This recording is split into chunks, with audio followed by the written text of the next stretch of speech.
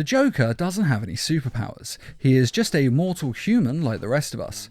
But what makes the Joker such a threat is that he has got a will of iron that rivals Batman's, and that he has the stones to stand up to anyone. Such as in Batman the Dark Knight, when he refuses to move out of the way of Batman's motorcycle. Come on, I want you to do it, I want you to do it. Come on, hit me. Come on, hit me. Come on, hit me. And he's daring Batman to run him over and kill him, but Batman realises that the Joker just won't move, and is forced to crash his bike instead.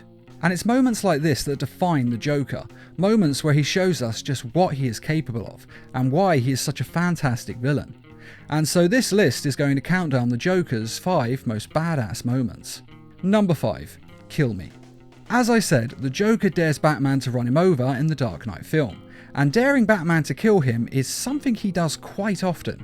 In the first of the Batman Arkham games, the Joker has taken over Arkham Asylum, and is planning to have a night of murder and mayhem. But the Joker still stops to give Batman one chance to stop him from doing any of that. The only catch is, he has to kill him. Knock me off! I dare you. End this! Pull the plug! Stop me once and for all!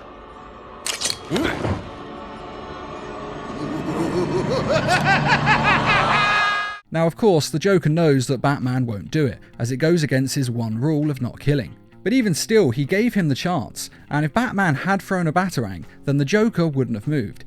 He would have just stood there and let Batman kill him, because in the Joker's mind, having Batman kill him means that the Joker has won. And this is far from the first time that the Joker has done this. In Batman Under the Red Hood, he again dares Batman to kill him. You gonna do it this time? Or you're just gonna put me in another body cast for 6 months? And the Joker does this through all his different incarnations in media, and he is constantly taunting Batman again and again and daring him to kill him, always hoping that this time Batman will cross the line and finish him. Because the Joker isn't scared to die, and he isn't scared of Batman. In fact, he wants Batman to attack him. You have nothing to threaten me with, nothing to do with all your strength. And even after everything the Joker has done, be it crippling his friends, killing Jason Todd,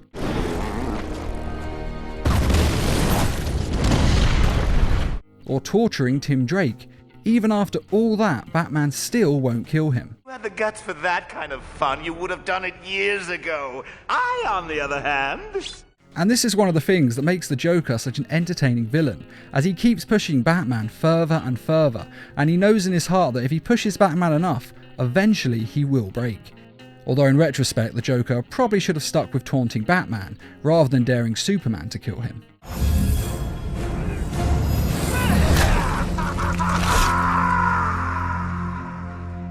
Number 4. Why so serious? Batman the Dark Knight is a masterpiece of a film, especially in regards to the Joker. And although others have portrayed the clown prince of crime on screen, this film and Heath Ledger's portrayal are easily the best that we have ever seen of the Joker. And in truth, pretty much every Joker scene in this film deserves to be on this list. But I'm choosing one of the most famous of moments, how the Joker got his scars. Now, he does offer several explanations, and we never learn for sure how it happens. But the first explanation is to the gangster Gamble, who puts a bounty out on the Joker's head. 500 grand for this clown dead. 1 million alive, so I can teach him some manners first. And the Joker then uses this to get in close to him by pretending to be dead. And then he explains how his father carved his scars into his face. He sticks the blade in my mouth. Let's put a smile on that face. And the great joy of this scene is that at no point does the Joker not seem to be in control. He has come into the home of one of the most powerful and dangerous gangsters in Gotham City, and he's come in as a pretend corpse. And yet the Joker still manages to be completely in control of what happens in that room. And that ability to be in control of any room that he walks into is what makes the Joker such a badass. Later in the film, he gatecrashes Bruce Wayne's party, and the room is filled with the rich and powerful, but when the Joker walks in, he becomes the most powerful man in the room without even trying. And in this scene, the Joker tells yet another story about how he got his scars, explaining how the mob carved a smile on his wife's face when she couldn't pay her gambling debts. And incidentally, the idea for the scars stems from the gangsters of Scotland, who would carve smiles onto people's faces when they beat them, so that they'd never forget what the gang has done to them. In Scotland, they call it a Glasgow smile, though in London we actually call this a Chelsea smile. But getting back to the Joker's story, because his wife is so depressed about her scars, the Joker decides to scar himself in an effort to cheer her up, which of course completely backfires. She can't stand the sight of me. She leaves.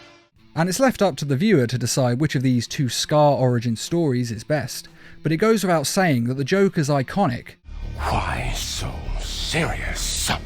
is one of the Joker's and DC's best cinematic moments. Now I see the funny side. Now I'm always smiling. Number 3. See You in Hell. As I've said, the Joker doesn't fear death. True, in many of his incarnations he is quite a vain creature and actively takes steps towards trying to live forever. Out of my way, bats! I've got a date with immortality!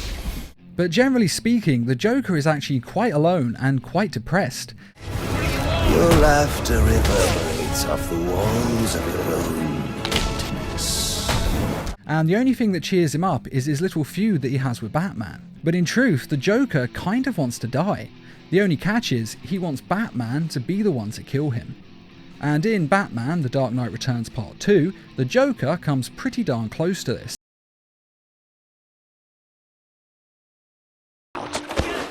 When Batman first enters the fray against the Joker, we know straight away that it's not going to be one of their usual fights, because the first thing Batman does is hurtle a batarang straight into the Joker's eye, destroying it and half blinding him.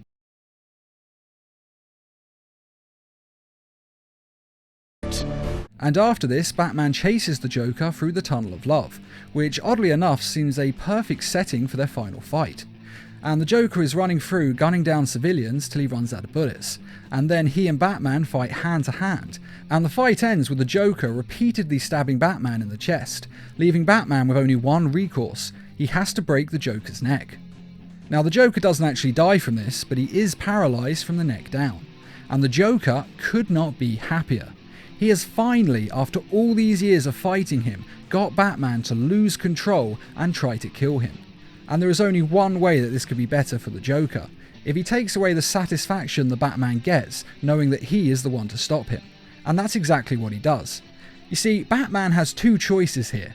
He can either take the Joker in and return him to Arkham Asylum, or he can kill the Joker and once and for all get revenge for all those that the Joker has maimed and killed in his lifetime. Now, we don't know for sure which one Batman would choose, but it doesn't matter, because the Joker takes the choice away from him.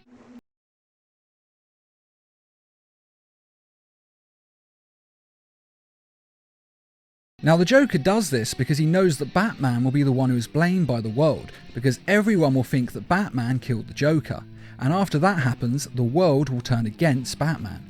Which is kind of exactly what happens, as later on the President actually orders Superman to kill Batman. You're up to handling our other little problem now? Of course, sir. Though, he'll never let me bring him in alive. Well, you do what you need to do. So the Joker got to end things on his own terms, and he takes the power of choice away from Batman, and leaves Batman knowing that he finally crossed the line and tried to break his no-killing rule. And the worst part is that Batman not only turned his back on this rule, but he didn't even succeed. He lost control, and even then the Joker was still able to take away his victory and play one final joke on the Dark Knight. And that is why this is one of the Clown Prince of Crime's greatest moments. And some might say that the Joker is taking the easy way out by killing himself. And while that may have an element of truth to it, it does still have to be said that snapping your own neck like that takes a hell of a lot of balls. Number 2. The Pencil Kill. Now, as I've said, Batman the Dark Knight is filled with amazing Joker scenes. In fact, pretty much every scene with him is just an instant classic. But there is one moment that I think is easily his most badass murder in the film, and possibly the best murder in any superhero film. I'm gonna make this pencil disappear. It's gone. Now, whenever I watch this, I always think of John Wick, and how impressed people are that he can kill with a pencil. A pencil. I know, I've heard the story. Pencil? Who the can do that.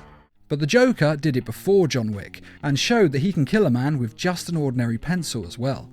And what truly makes this a great moment is how seamlessly it flows and just how quick it is. The Joker kills him in seconds and he doesn't even miss a beat. And this is the moment in the film when you realise just how deadly the Joker is. Yes, he did kill earlier in the film and he did show his psychotic side, but that was with a gun, and anyone can fire a gun. But having the skill to kill in close quarters in hand-to-hand combat with such precision, now that is a rare talent.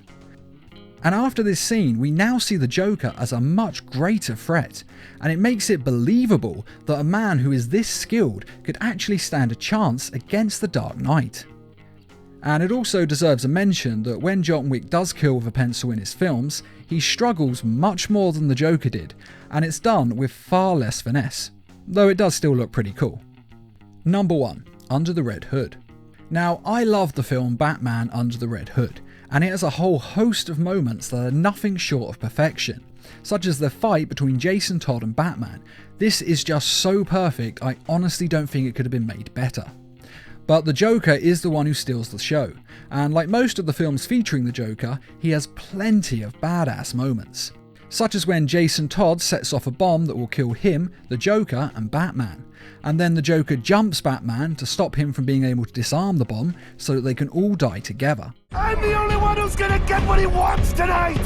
But the Joker's best moment in this film is without a doubt when he kills 5 men armed only with a glass of water. Now, the Black Mask has broken the Joker out of Arkham Asylum to kill the Red Hood for him. And when he meets to talk to Joker and come to terms, he has 5 bodyguards with him who are all armed with guns.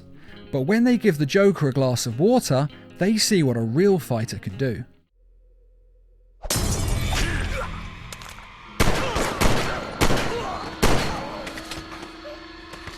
And he kills them all with such ease, it seems almost lazy. And it reminds you just how deadly this man is, and shows how and why Batman has had such trouble taking him down. Now, to be fair, the Joker does use a gun to kill 4 of these men, but initially the Joker didn't even have a weapon, he only had a glass of water, and he still managed to kill all of them without any struggle at all. And there is actually another scene similar to this in Batman The Dark Knight Returns, Part 2, in which the Joker kills using only a coffee mug.